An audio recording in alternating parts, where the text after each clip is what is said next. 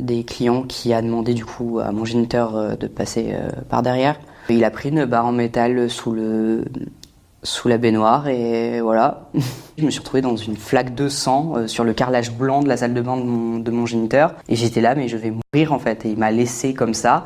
Intérieurement, j'avais l'impression d'être un cadavre. J'ai vécu l'horreur littéralement.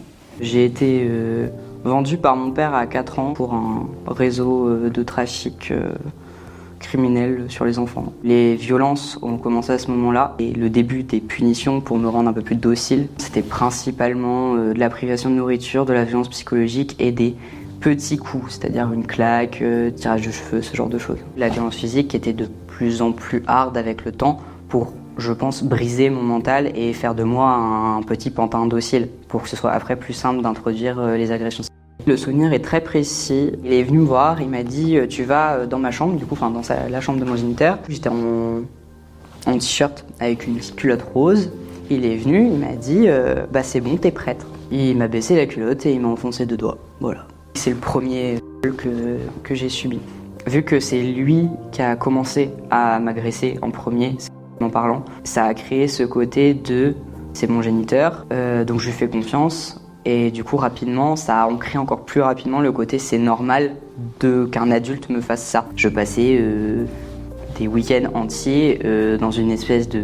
Pour moi, c'est une cave. C'est pas une cave classique en mode avec de la pierre et autres. C'était plus une salle médicale avec plein de carrelage sur le sol, puis sur le... Voilà. J'étais juste attaché avec une chaîne à la cheville ou les deux. Et juste, j'attendais. Voilà.